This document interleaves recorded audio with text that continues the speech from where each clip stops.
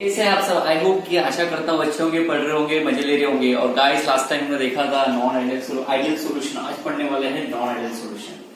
तो ideal solution का पूरा अपोजिट आपका क्या है, नॉन आइडियल सॉल्यूशन। क्या होता है नॉन आइडियल सॉल्यूशन? एक ऐसा सॉल्यूशन, एक ऐसा आपने सॉल्यूशन जो बनाया है वो राउल्स लॉ को बिल्कुल नहीं फॉलो करेगा। व्हाट एवर द कॉन्सेंट्रेशन, कोई भी कंडीशन दे दो, टेम्परेचर, प्रेशर और उसका अमाउंट, आप सोल्यूट का अमाउंट बढ़ा दो, सॉल्वेंट का अमाउंट बढ़ा दो, पर ये सॉल्यूशन कभी भी राउल्स लॉ को फॉलो नहीं करेगा। This law is known as, this solution is known as non ideal solution. पहले राउल्स लॉ क्या है? राउल्स लॉ में कंपोनेंट ए एंड बी है। पहले ए इवोपरेट हो रहा है, फिर बी इवोपरेट हो रहा है, तो ए का पार्शियल प्रेशर निकाल दो, P not A X A. Part B का निकालते हो, कैसे निकालते हो? P not B X B, इस टाइप से। फिर ये पूरे होल सॉल्यूशन का टोटल प्रेशर निकालना, तो पी कैसे निकालते हो? P not A X A plus P not B X B. इस टाइप से आप राउल्स लॉ निकाल के आप क्या निकालते हो? Total vapour pressure. तो जो राउल्स लॉ की वैल्यू से इक्वेशन से आपने टोटल वेपर प्रेशर निकाला है या इंडिविजुअल निकाला है, कंपोनेंट ए का और कंपोनेंट बी का, जब आप वेपर प्रेशर निकालोगे और जब ये जो नॉन आइडियल सॉल्यूशन है उसमें जब आप इंडिविजुअल कंपोनेंट का वेपर प्रेशर, इंडिविजुअल कंपोनेंट का vapour pressure and P total vapour pressure जब निकालोगे, ये वाली वैल्यू और ये वाली वैल्यू बिल्कुल आपस में मैच नहीं करेंगी। इसका मतलब पी टोटल ऑफ ऑब्जर्व ये सॉल्यूशन का is equal to P total of theoretical by using Raoult's law, ये आपस में इक्वल नहीं होंगे।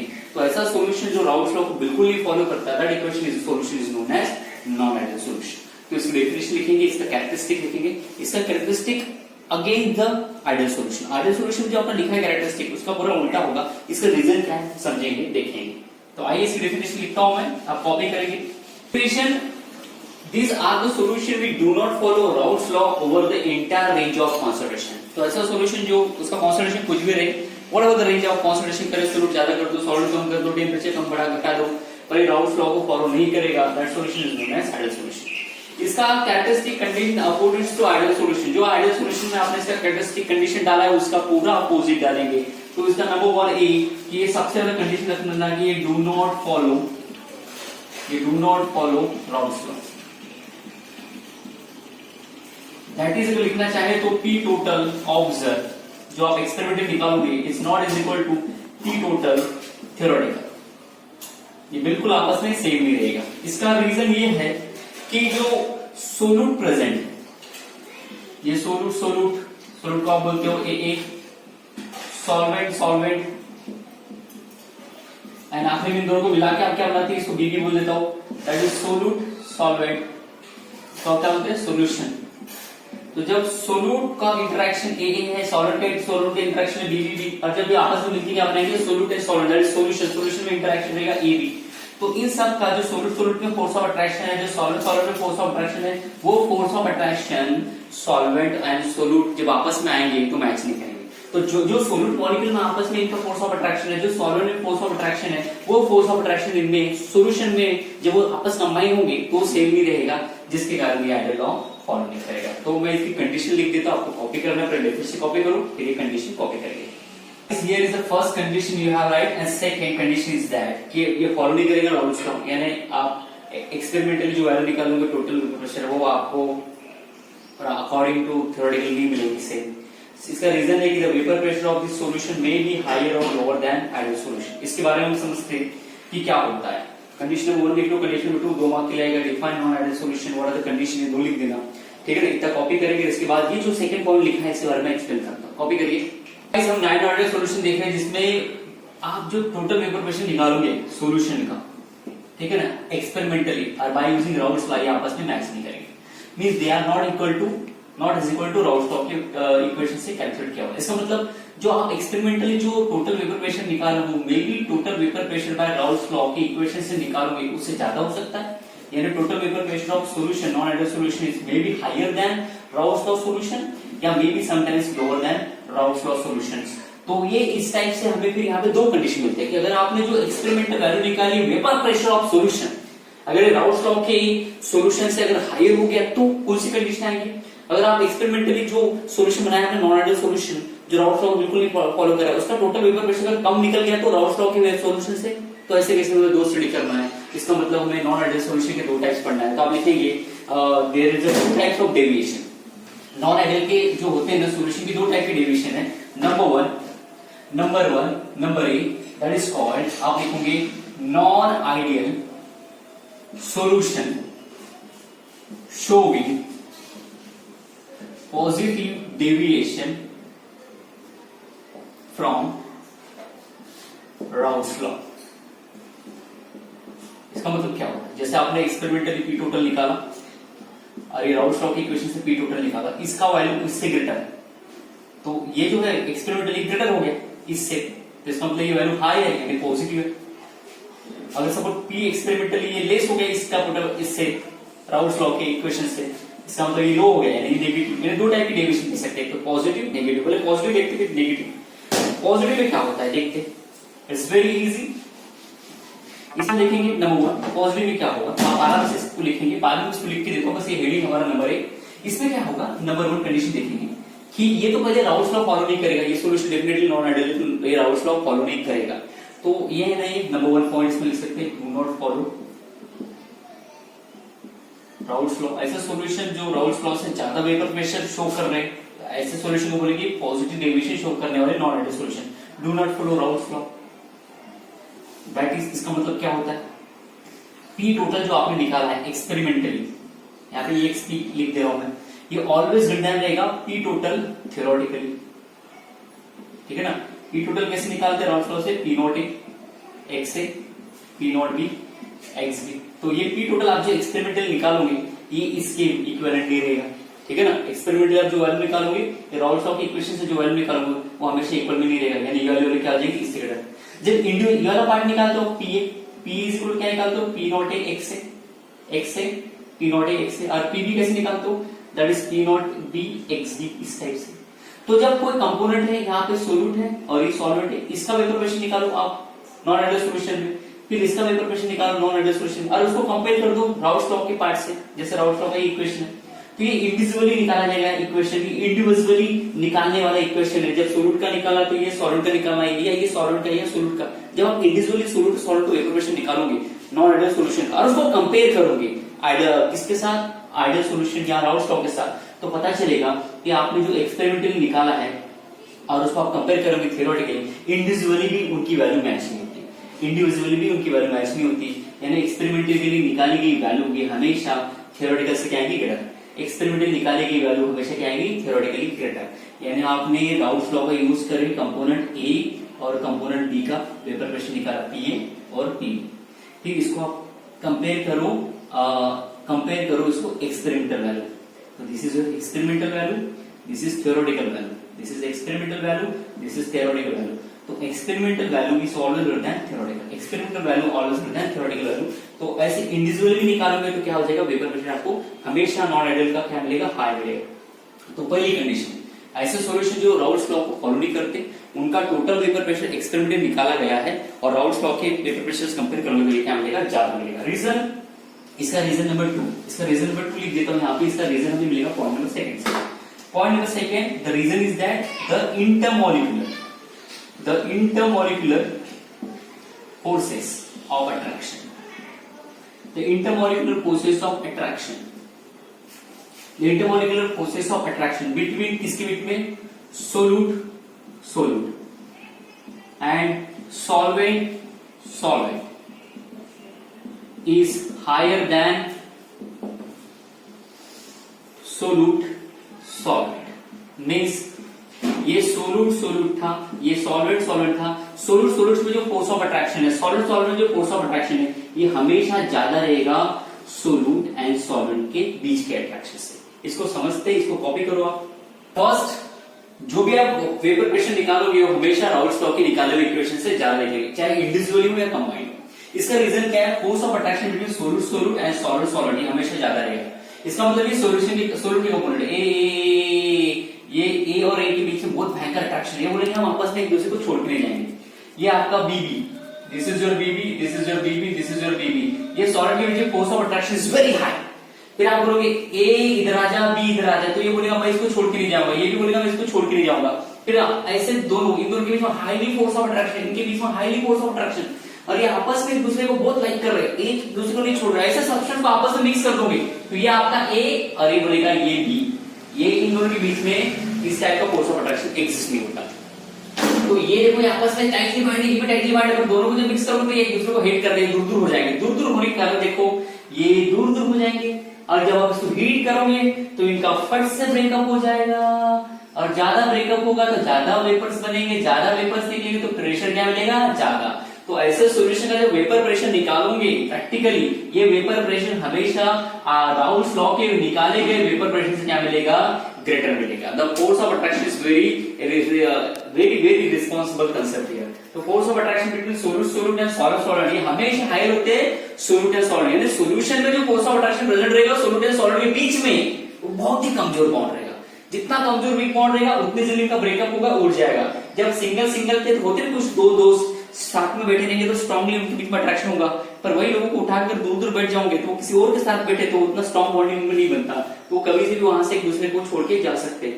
सिमिलरली यहाँ पे सोल्यूट एंड सॉलिड के बीच में बहुत भयंकर, ये सोल्यूट खुद के साथ बहुत जबरदस्त इंटरेक्शन रखता है, सॉलिड खुद के साथ जबरदस्त इंटरेक्शन रखता है, पर जब दोनों को मिक्स करते तो ये दोनों के बीच में इंटरेक्शन उतना अच्छा नहीं रहता, बहुत ये दूर दूर हो जाते हैं, जिसके कारण ये इजीली ब्रेक करके इवोपरेट होता है। जितने जल्दी ये इवोपरेट होंगे उतना ज्यादा वेपर्स बनाएंगे, उतना प्रेशर ज्यादा निकालेंगे।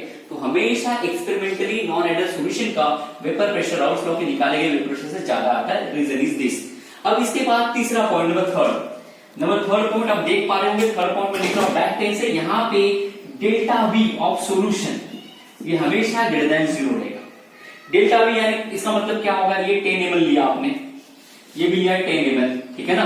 अब टोटल कितना हो गया यहाँ पे 20 ml। यहाँ पे आप एक्सपेक्ट करोगे यहाँ पे कितना होना चाहिए वॉल्यूम 20 ml, पर देखो यहाँ पे मॉलिक्यूल पास पास थे, यहाँ पे मॉलिक्यूल क्या होंगे दूर दूर होंगे, तो वॉल्यूम ये क्या करेंगे, ज्यादा ऑक्यूपाइड करेंगे। तो ये वॉल्यूम सपोज करो ये हो गया 40 ml, कितना हो गया 40 ml। अब माइनस कर दो, higher minus value lower value कितना हो गया 20 ml से बढ़ गया, है ना। ये वैल्यू डेल्टा वी पता है ना आपको, आइडियल सॉल्यूशन में क्या होता था 0, यहाँ पे 0 आया क्या, नहीं, यहाँ पे कितना है ग्रेटर देन 0, कितने से बढ़ गया 20 ml। तो देखो ये 10 ml था, ये 10 ml था, हम यहाँ पे कितने एक्सपेक्ट कर रहे थे 10 + 10 20, पर ये मॉलिक्यूल आपस में लाइक करते क्या नहीं, इनमें अट्रैक्शन बहुत कम है, दूर दूर जाएंगे तो ज्यादा स्पेस ऑक्यूपाई करेगा, स्पेस ज्यादा ऑक्यूपाई करेगा तो वॉल्यूम बढ़ जाएगा, वॉल्यूम बढ़ेगा तो कितने से बढ़ गया, ये 40 हो गया, और इनका कितना था 20, तो 40 - 20 कर दो कितना हो गया 20 ml। तो 20 ml से इनका वॉल्यूम बढ़ गया। स्टार्टिंग में आइडियल में इज इक्वल टू 0 था, नॉन आइडियल में देखो ग्रेटर देन 0 हो गया। इस टाइप से रखना है। तीसरा पॉइंट के बाद चौथा point very important, enthalpy of mixing is greater than 0। इसका मतलब क्या है, इसका मतलब क्वाइट इजी, ये सिंपल है। देखो इसको समझो, इसको समझते हैं। ये ए आपका सोल्यूट है, ये बी आपका सॉलिड है, आपको मिला 2 टाइम्स ए। यहाँ पे बॉन्ड ब्रेकिंग के लिए लगती है एनर्जी, कौन सी एनर्जी, हीट एनर्जी। चलो ठीक है, यहाँ पे बॉन्ड एनर्जी लगेगी, और यहाँ पे क्या होता है बॉन्ड फॉर्मेशन के लिए क्या होता है, हीट एनर्जी क्या होती है, इवॉल्व। तो जब बॉन्ड तोड़ना है आपको तो एनर्जी ये क्या करेगा, एब्जॉर्ब। तो यहाँ पे बॉन्ड ब्रेक करने के लिए हीट एनर्जी क्या होगी, एब्जॉर्ब। तो आपको मैंने स्टार्टिंग बताया कि सोल्यूट में बॉन्ड क्या बहुत टाइट है, तो यहाँ पे मोर एनर्जी लगेगी, यहाँ पे भी तोड़ने के लिए मोर एनर्जी। पर ये देखो ए और बी के बीच में बॉन्ड क्या बहुत वीक, तो ये बॉन्ड बनने के लिए एनर्जी जितनी भी निकली होगी बाहर, पता है ना, जब बॉन्ड टूटता है तो एनर्जी देना पड़ता है, और जब बॉन्ड बनता है तो एनर्जी अपने आप निकल आती है। तो जब यहाँ बॉन्ड तोड़ने के लिए आपको क्या लगेगी, हमेशा एनर्जी ज्यादा, ये H1, और यहाँ पे बॉन्ड तोड़ने के लिए एनर्जी कितनी लगेगी आपको, कम। तो सपोज करो इसको लगी 10 किलो जूल, इसको लगी 10 किलो जूल, इसको कितनी लगी, ए बी बॉन्ड बनने के लिए 5 किलो जूल, तो कितना है ये 2 इंटू कितना होगा, टोटल कितनी एनर्जी निकली, इतनी। अब ज्यादा एनर्जी लगी है और कम एनर्जी बाहर निकली है ना, तो ये हायर वैल्यू है, हायर में से लोअर माइनस कर दो, ये 10 + 10 20 में से 10 है, कितना बचा 10 किलो जूल। तो डेल्टा एच कितना है, ग्रेटर देन 0। आपको पता है ना आइडियल में क्या हो गया था, आइडियल सॉल्यूशन में डेल्टा एच क्या रहेगा, 0 रहेगा, यानी जितनी एनर्जी यहाँ लगी तोड़ने के लिए उतनी यहाँ से निकलेगी। यहाँ पे हुआ क्या, नहीं, यहाँ पे बॉन्ड तोड़ने के लिए मोर एनर्जी लगी, कितनी लगी, इसको लगी 10 किलो जूल, इसको टोटल कितनी लगी 20 किलो जूल लगी, यहाँ पे टोटल कितनी लगी, यहाँ पे 20 किलो जूल। और जब ये एडी बॉन्ड बना तो कितनी एनर्जी लगी, 1 को 5, तो सामने कितने 2, बैलेंस करो उसको 2 से, 2 बार एडी 2 बार बी, कितना हो गया ये, तो इसको टोटल एनर्जी कितनी निकली यहाँ से 10 किलो जूल, लगी कितनी थी 20 किलो जूल, निकली कितनी 10, माइनस करो, हायर माइनस लोअर, वैल्यू क्या है पॉजिटिव, यानी एंथैल्पी ऑफ मिक्सिंग यानी डेल्टा एच हमेशा क्या रहेगा, ग्रेटर देन 0। तो ये एक condition, condition number 2, condition number 3, condition number 4, इसको लिख लेना। इसको मैं अपनी राइटिंग में लिख के देता हूं, आप कॉपी कर लेंगे, या इसको शॉर्टकट में आप ऐसे लिख सकते हो, तो कॉपी कर लो इतना। दोस्त प्रिपेयरिंग, मैंने थोड़ी देर पहले लिखा, शॉर्टकट में लिखा दिया, डिटेल में लिख दिया, आप कॉपी कर सकते हो। हम निकाला गया vapour pressure ideal vapour pressure से ज्यादा रहेगा, चाहे टोटल निकालो या इंडिविजुअल निकालो। रीजन है intermolecular forces of attraction between solute and solid. Solute and solid हमेशा कम रहेगा as compare to solute solute and solid solid. यानी सोल्यूट सोल्यूट एंड सॉलिड में जो वेपर फोर्स ऑफ अट्रैक्शन है वो सोल्यूट एंड सॉलिड में बहुत कम रहेगा। सेकंड, जब डेल्टा वी निकालोगे सोल्यूशन का तो हमेशा ग्रेटर देन क्या रहेगा, 0। इन 10 ml आपने ए लिया, 10 ml आपने बी लिया, ये हाईली एक दूसरे से स्ट्रांगली जुड़े हुए हैं। और जब सॉल्यूशन में निकाला तो ये 40 ml निकला, यानी 10 + 10 20 होना चाहिए, पर कितना मिला आपको, 40 ml, यानी ये वॉल्यूम बढ़ गया सॉल्यूशन में। बिकॉज सोल्यूट एंड सॉलिड आपस में एक दूसरे को अच्छे से अट्रैक्ट नहीं कर पा रहे, तो वो दूर दूर बैठ रहे, तो ज्यादा वॉल्यूम ऑक्यूपाइड करे। तो जो इनका जो डिफरेंस निकालोगे तो हमेशा ग्रेटर देन क्या निकलेगा, ग्रेटर देन 0। फिर टोटल एनर्जी कितनी हीट एब्जॉर्ब हुई बॉन्ड तोड़ने के लिए और कितनी इवॉल्व हुई बॉन्ड बनाने के लिए, तो ये ए बी बी, ये 2 टाइम्स ए बी, इसको बैलेंस कर लेना। इसको तोड़ने के लिए एनर्जी 10 किलो लगी, इसको तोड़ने के लिए 10 किलो जूल लगी। ये एक एबी को बनने के लिए 5 किलो जूल एनर्जी लगी, तो 2 टाइम बनाया तो 2 के लिए कितना लगेगा, 10 किलो। तो देखो तोड़ने के लिए एनर्जी ज्यादा लगी एज कम्पेयर टू जोड़ने के लिए, बनाने के लिए। इसका मतलब total energy of bond breaking is greater than total energy of bond making. इसका मतलब डेल्टा एच क्या हो जाएगा, ग्रेटर देन 0। तो हीट एनर्जी यहाँ पे एब्जॉर्ब होती है, जब भी हीट एनर्जी एब्जॉर्ब होती है तो साइन क्या होता है, प्लस। हीट एनर्जी रिलीज होती है तो साइन क्या होता है, माइनस। तो माइनस वाली नेगेटिव वैल्यू और ये पॉजिटिव वैल्यू, दोनों में डिफरेंस देख लो। ये पॉजिटिव वाली हाई रहेगी, ये क्या रहेगी, लो। इस प्रकार की हो गया। अब इसका ग्राफ बनाते हैं, इसको कॉपी कर लेंगे आप। इसका graph expecting graph like this, हमें ज्यादा ग्राफ चाहिए। दिस इज आइडियल सॉल्यूशन का ग्राफ ऐसा बाय यूजिंग, उसका टोटल वेपर प्रेशर की वैल्यू ऐसी रहेगी, इंडिविजुअल की ऐसी रहेगी। बट एक्चुअली यहाँ पे तो सब कुछ ग्रेटर देन है, ये वाला एक्सपेरिमेंटल निकाली हुई, इंडिविजुअली निकाली हुई। तो हमें जब हम इसका ग्राफ प्लॉट करते हैं तो राउल्स लॉ से हमें ये हमेशा पी टोटल जो हमने निकाला राउल्स लॉ के हिसाब से ये क्या मिलेगा, हमेशा हमें ग्रेटर। तो ग्रेटर का मतलब ये ऊपर जाएगा, राउल्स लॉ की वैल्यू ये उससे ज्यादा हमने प्रैक्टिकली निकाली।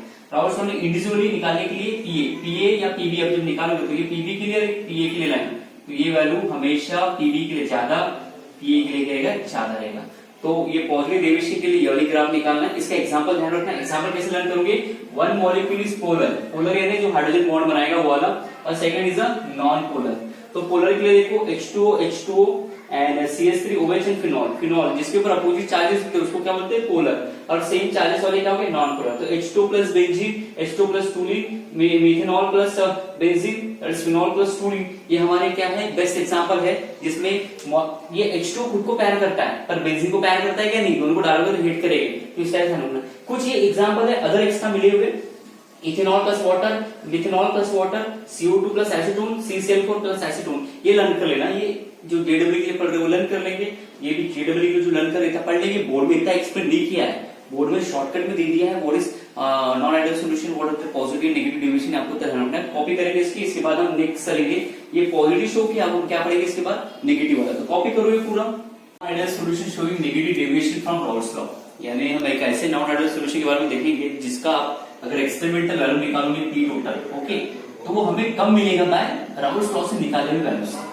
तो राउल्स लॉ का यूज करके आपने जो टोटल वेपर प्रेशर निकाला उससे अगर आप एक्सपेरिमेंटल वैल्यू अपने कोई सोल्यूशन बनाया और उससे आपने उसका टोटल वेपर प्रेशर निकाला, ये सोल्यूट का कंपोनेंट, ये सॉल्वेंट का कंपोनेंट, ये ए और ये बी, इनको इंडिविजुअली निकालो। इंडिविजुअली कैसे निकालोगे, P partial pressure of A is equal to product of vapour pressure of A into its mole fraction, partial pressure of B is equal to vapour pressure of B into its mole fraction. इस type से अगर आप individually निकालो या ये इस solution का पूरा टोटल वेपर प्रेशर निकालो एक्सपेरिमेंटली और इस वैल्यू को कंपेयर करो राउल्स लॉ के कारण, तो राउल्स लॉ से ये एक्सपेरिमेंटल वैल्यू आपको क्या मिलेगी, लेस देन राउल्स से नेगेटिव आएगी थोड़ी सी, इसलिए हम इसको बोलते हैं non ideal solution showing negative deviation from Raoult's law. Interest के पॉइंट ऑफ व्यू बहुत प्यारा है, बोर्ड के लिए सिर्फ 2 लाइन में खत्म करना आपको। इंडिविजुअली जब निकालोगे पार्शियल प्रेशर ऑफ ए, ये आपको लेस देन मिलेगा partial pressure of A into mole fraction.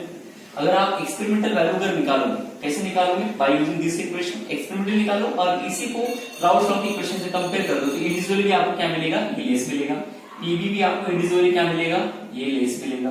तो आपको ये ध्यान रखना है। तो आइए इसको पढ़ते हैं। और आइडियल कि the vapour pressure of non ideal solution is lower than ideal solution. आइडियल सॉल्यूशन से आप ये Raoult's law, ideal solution Raoult's law को फॉलो करता है, आप राउल्स लॉ यानी आइडियल सॉल्यूशन बोलते हो। तो आइडियल सॉल्यूशन के कंपेयर में जब नॉन आइडियल सॉल्यूशन में वेपर प्रेशर निकालोगे तो आपको क्या मिलेगा, लेस मिलेगा।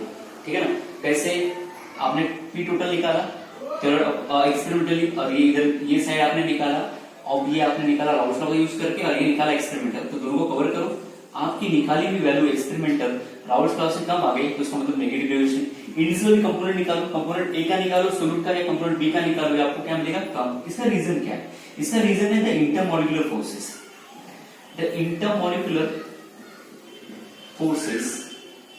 forces between solute and solvent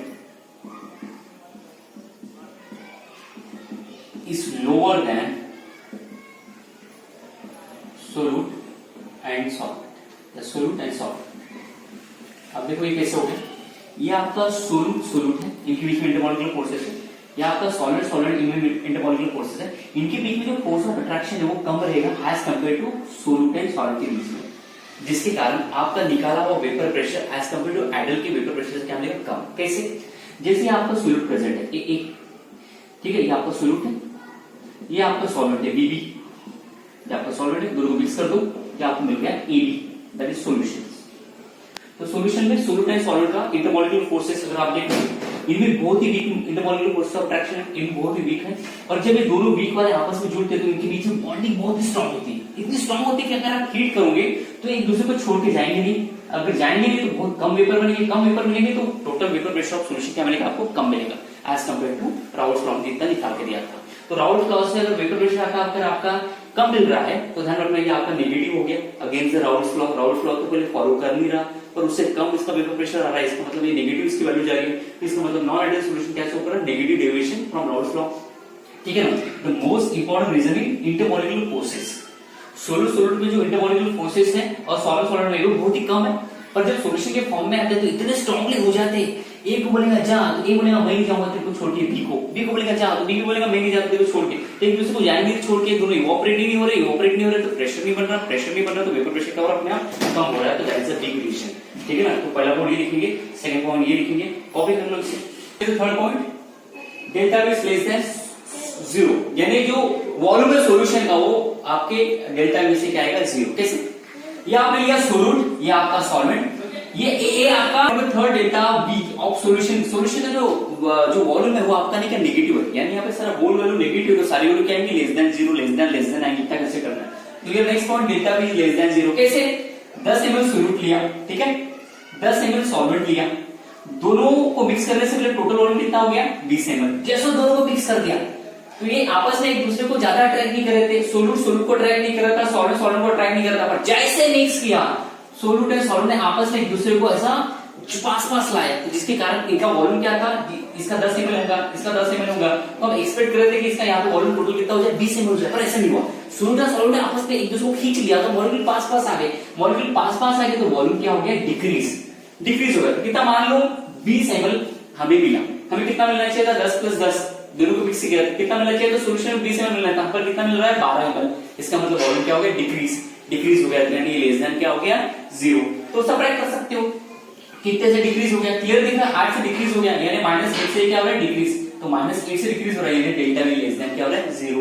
या आप ले सकते हो V2 - V1, देख लो V2 कितना है? 12, V1 कितना है? 20, निकालो कितना हो जाएगा? -8 है, लेस देन क्या हो जाता है? 0। पता ना आपको स्केल 0 के राइट हैंड साइड में पॉजिटिव, लेफ्ट हैंड साइड में क्या आता है? नेगेटिव। तो ये थर्ड पॉइंट लिख लो आप, delta V of solution less than 0। Next चलते हैं, चौथा पॉइंट इसका कंटिन्यू में हम लिख लेते हैं, आई होप इतना क्लियर होगा। तो पॉजिटिव के अगेंस्ट नेगेटिव कर लेना, मैं आपको फाइनली समरी दे दूंगा पॉइंट नंबर 4। यहाँ पे enthalpy of solution is less than 0, enthalpy of solution is less than 0। अभी नेगेटिव में सब लेस देन रहेगा, मैं आपको समरी में दूंगा दोनों साइड ऐसा डायग्राम ड्रॉ करके। तो देखो क्या होता है, ये ए है आपका सॉल्यूट में बॉन्ड है, इनको बॉन्ड तोड़ने के लिए आपको लगेगी एनर्जी। सपोज करो इसमें लगा 5 किलो जूल यानी 5 काजल ऐसे बोल सकते हो। ये बीबी है आपका सॉलिड, इसको तोड़ने के लिए लगा 5 किलो जूल, दोनों आपस में जुड़े, 2 बार ए 2 बार बी, क्या मिला? 2 टाइम्स ए बी। तो जब आपको ए को बी के साथ रिएक्ट करना तो इसके बॉन्ड तोड़ना पड़ेगा, बी को अगर ए के साथ रिएक्ट करना तो इसके बॉन्ड तोड़ना पड़ेगा। बॉन्ड तोड़ने के लिए energy is known as bond energy. अब जब बॉन्ड बनते हैं तो बॉन्ड जब बनती है तो एनर्जी लिबरेट होती है, तो बॉन्ड बनने के लिए फॉर्मेशन के लिए एनर्जी क्या होती है? बनने के लिए एनर्जी क्या होती है? रिलीज होती है, रिलीज। सपोज करो ये एक ए बी बॉन्ड बनने के लिए आपको लगी टोटल 6 किलो जूल, तो कितने ए बी बॉन्ड बने? 2, कितना हो जाएगा? 12 किलो जूल ऑफ एनर्जी क्या होगी? निकलेगी। जब एनर्जी किसी बर्तन से बाहर निकलती है तो उसका साइन क्या हो जाता है? माइनस, और जब एनर्जी एब्जॉर्ब होती है तो उसका साइन क्या हो जाता है? प्लस। तो टोटल कितना लगा देखो 10-10 ये 10 किलो जूल टोटल। तो ये पॉजिटिव इतनी एनर्जी लगी और बाहर बदले में कितनी निकली नेगेटिव इतनी। अब देख लो भाई देख लो आप सबसे यहाँ पे more amount of negative energy बाहर निकल रही है और पॉजिटिव एनर्जी आपको बहुत कम लग रही है। इसका मतलब जो टोटल एनर्जी यानी यहाँ पे बॉन्ड बनने के लिए एनर्जी ज्यादा बाहर निकल रही है, तो इसका मतलब delta H is less than 0। ठीक है ना, तो ये लेस देन 0 नेगेटिव वैल्यू हो सकती है। सब्ट्रैक्ट कर दो, ये कितनी लगी आपको, ये आपको लगी 12 किलो जूल। ये कितना लगा था इसको बॉन्ड तोड़ने के लिए इतना, तो सब्ट्रैक्ट कर दो, ये नेगेटिव है तो -10 और ये माइनस, तो होल वैल्यू कितनी हो जाएगी -22। इतनी टोटल एनर्जी इवॉल्व और एब्सॉर्ब हुई, तो नेगेटिव वैल्यू आ रही है। आप इसमें मत ध्यान दो, मैं चाहता हूं कि बस आप इतना देखो बॉन्ड टूटने के लिए प्लस इतनी एनर्जी लगी और बॉन्ड बनाने के लिए नेगेटिव वैल्यू एनर्जी लगना है ना। जब भी बॉन्ड बनता है तो एनर्जी बाहर निकलती है, तो एनर्जी का सिंबल क्या हो जाता है माइनस, तो उसकी वैल्यू भी क्या आती है माइनस। इसलिए डेल्टा एच क्या हो जाएगा, सोल्यूशन का माइनस हो जाएगा। कॉपी कर लेंगे तीसरा पॉइंट इसको। ग्राफ एक्सपेक्टेड राउल्स लॉ ने अपनी वैल्यू का यूज करके ऐसे ग्राफ प्लॉट्स किए। राउल्स लॉ की वैल्यू का एक ग्राफ है, P0 A P0 B, total vapour pressure की वैल्यू ऐसी इंडिविजुअली ऐसी, पर हमने जब भी निकाला तो P टोटल हमेशा लेस मिला। राउल्स लॉ के निकाले हुए P टोटल से इंडिविजुअली निकाला तो हमेशा लेस मिला सबका। तो ध्यान रखना राउल्स लॉ ने जो वैल्यू निकाला ग्राफ प्लॉट की, तो हमारा ग्राफ क्या आएगा, हमारी वैल्यू उससे नीचे आएगी। तो आपका ग्राफ कैसे रहेगा, लोअर। आपका ग्राफ कैसे रहेगा, लोअर। ठीक है, तो this is your graph for that. Example कैसे लर्न करोगे, यहाँ पे CH X3 ये क्लोरोफॉर्म, ब्रोमोफॉर्म, हाइड्रोफॉर्म हो सकता है और plus oxygen nitrogen containing electronegative element या ऑक्सीजन नाइट्रोजन कंटेनिंग कंपाउंड ले सकते हो। यहाँ पे आप ऐसे कंपाउंड जिसमें ऑक्सीजन नाइट्रोजन कंटेनिंग कंपाउंड है प्लस ये इस टाइप के, पता ना X is equal to fill कर बाहर आएंगे, आपको याद है जैसे मैंने X is equal to Cl लिया तो ये हो गया प्लस एसीटोन। आपको पता ना एसीटोन का स्ट्रक्चर कैसा, देखो ये ऐसा है। एसीटोन का स्ट्रक्चर कैसा है, C डबल बॉन्ड O, ये क्या आता है CH3। ये नॉन पोलर कंपाउंड है, इसको मैं यहाँ पे क्लोरोफॉर्म के साथ इसका स्ट्रक्चर ऐसे बनाता हूँ CH आपको पता है ना, एक सिनारियो पढ़ा था हमने इंडक्टिव इफेक्ट। ये क्लोरीन पूरा बॉन्ड खींच इलेक्ट्रॉन खींच लेगा तो इसको कौन सा आएगा प्लस, क्लोरीन को कौन सा आएगा माइनस। तो ये कार्बन से हाइड्रोजन इलेक्ट्रॉन खींचे, इसको चार्ज कौन सा आएगा नेगेटिव, और ये सॉरी पॉजिटिव। ऑक्सीजन कौन सा जाता है नेगेटिव, इनके बीच बॉन्ड बनता है। तो ध्यान रखना जब क्लोरोफॉर्म खुद के साथ रहेगा तो उतना अच्छा बॉन्ड नहीं बनाता, तो यानी सोलर के बीच में अट्रैक्शन नहीं होगा। जब एसीटोन खुद के साथ रहेगा तो उतना अच्छा अट्रैक्शन नहीं रहेगा। पर जब क्लोरोफॉर्म और एसीटोन, यानी एसीटोन आपका सॉलिड भी हो सकता है सोल्यूट भी हो सकता है, क्लोरोफॉर्म आपका सॉलिड या सोल्यूट हो सकता है। जो लार्ज अमाउंट में रहेगा वो सॉलिड, जो स्मॉल अमाउंट में रहेगा वो क्या होगा सोल्यूट। जब ये आपस में मिक्स होते हैं तो ये बनाते हैं स्ट्रॉन्ग बॉन्डिंग, और इतने स्ट्रॉन्ग बॉन्ड बनते हैं जब इनको हीट करते हो तो ये वेपर में इवोपरेट नहीं होती, वेपराइज नहीं होती जल्दी से, और वेपर जितनी जल्दी नहीं बनेगी तो प्रेशर क्या बनेगा, कम बनेगा। तो ये इस टाइप से। तो लर्न कैसे करेंगे, ये इस टाइप का एक एलिमेंट और दूसरा ऑक्सीजन कंटेनिंग या नाइट्रोजन कंटेनिंग कंपाउंड का मिक्सचर। देखो ये और ये एसिड, इसको लर्न करना is very important. Example second देखो HCl, ठीक है ना, देखो मैंने X की जगह क्या लिया Cl लिया। सेकंड वाटर में क्या होता है ऑक्सीजन, तो जिनमें हाइड्रोजन, देखो ये जब आपस में जुड़ेंगे तो हाइड्रोजन बॉन्डिंग बनेगी। पता है ना हाइड्रोजन बॉन्डिंग कैसे बनेगी, HCl प्लस H2O कैसे लिखते हैं इस टाइप से, आपस में जुड़ के हाइड्रोजन बॉन्ड बनाएंगे। फिर देखो ये क्लोरोफॉर्म प्लस ईथर में क्या होता है RO, तो ऑक्सीजन है, ऑक्सीजन कंटेनिंग, देखो यहाँ पे लिखा ऑक्सीजन नाइट्रोजन कंटेनिंग एलिमेंट, और ये इस टाइप से क्लोरोफॉर्म। सेकंड फिनॉल में क्या होता है ऑक्सीजन कॉमन, एनिलीन में क्या होता है nitrogen. Is very important example, this example है, तीनों लर्न करना आपको, दिस वेरी इंपॉर्टेंट। फिर उसके अलावा ये थोड़ा लर्न कर लेना, स्ट्रॉन्ग एसिड प्लस वाटर।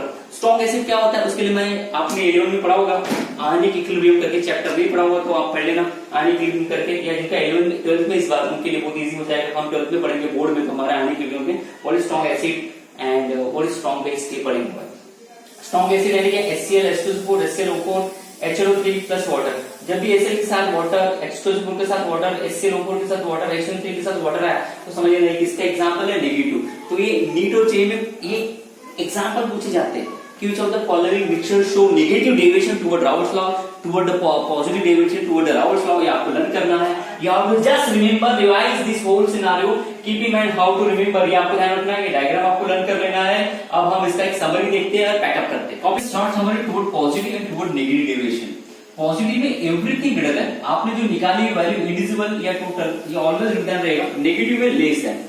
यहाँ पे intermolecular forces of attraction between solute and solid is very strong. Solute के बीच में बहुत स्ट्रॉन्ग होगा, सॉलिड तो जब वो आपस में मिक्स होंगे तो सोल्यूट और सॉलिड में अट्रैक्शन उतना वीक होगा, ये आपस में रहेंगे नहीं और ये फटफट इवोपरेट होना चालू होंगे। इधर क्या होगा उल्टा, यहाँ पे सोल्यूट है सोल्यूट के बीच में सॉलिड के बीच में अट्रैक्शन बहुत कम रहेगा, पर ये जब ये आपस में मिक्स होंगे तो इनका स्ट्रॉन्ग बॉन्ड बन जाएगा। जब इनको हीट करके निकालोगे दोनों का वेपर प्रेशर तो आपको बहुत कम मिलेगा, लेस देन। यहाँ पे वॉल्यूम क्या रहेगा, ग्रेटर देन 0, वॉल्यूम हमेशा आपको ज्यादा मिलेगा, यहाँ पे वॉल्यूम क्या मिलेगा आपको कम, बिकॉज यहाँ पे आपने 10 ml लिया, यहाँ 10 ml लिया, पर आपको मिल कितना रहा है 40 ml, यानी यहाँ पे वॉल्यूम कुछ दूर दूर है अट्रैक्शन के कारण, this is the reason attraction, यहाँ पे भी रीजन क्या रहेगा attraction, keep in mind attraction is responsible for volume, energy also responsible toward this, तो delta greater than 0, delta greater than 0, यहाँ करना लेस देन, यहाँ पे एग्जांपल लर्न करना polar and non polar, polar non polar के example में देख चुके हो, कॉपी कर लेना, यहाँ पे क्या रहेगा एक पोलर दूसरा भी क्या रहेगा पोलर कंपाउंड, पर कौन सा, जैसे हाइड्रोजन क्लोरोफॉर्म वोलोफॉर्म हाइलोफॉर्म वाला जो है ना ये वाला ले लेना, और oxygen nitrogen containing compound for example, second strong acid plus water वाला लर्न कर लेना। देखो इसका ग्राफ देखो, जो आपने राउल्स लॉ का यूज करके कैलकुलेट किया है वैल्यू, उससे आपको ऊपर ही मिलेगा, आपका पूरा प्रेशर हमें क्या ऊपर मिलेगा, तो ये पॉजिटिव का है, पर नेगेटिव में कैसा रहेगा आपको नीचे वाला रहेगा, हमेशा नीचे रहेगा, तो राउल्स लॉ ने जो स्पेसिफिक डायग्राम बनाया उससे आपको क्या मिलेगा नीचे। अब गाइस इसके बाद हमें क्या पॉजिटिव डेविएशन में दो केसेस पढ़ना है, एक पढ़ना है हमें एजोट्रोपिक मिक्सचर और दूसरा पढ़ना है नॉन एजोट्रोपिक मिक्सचर, वो एंट्रेंस के लिए बहुत इंपॉर्टेंट है, बोर्ड के लिए कोई लेना देना नहीं है उसका, तो हम उसको पढ़ेंगे नेक्स्ट वीडियो में, ध्यान रखिए पढ़ते रहिए और इसको अच्छे से लिख लेना है, इसको शॉर्ट समरी बनाना है बोर्ड के लिए, एंट्रेंस के लिए पूरा आपको स्टडी करना है। तो थैंक यू सो मच, मिलते हैं नेक्स्ट एपिसोड में, टेक केयर।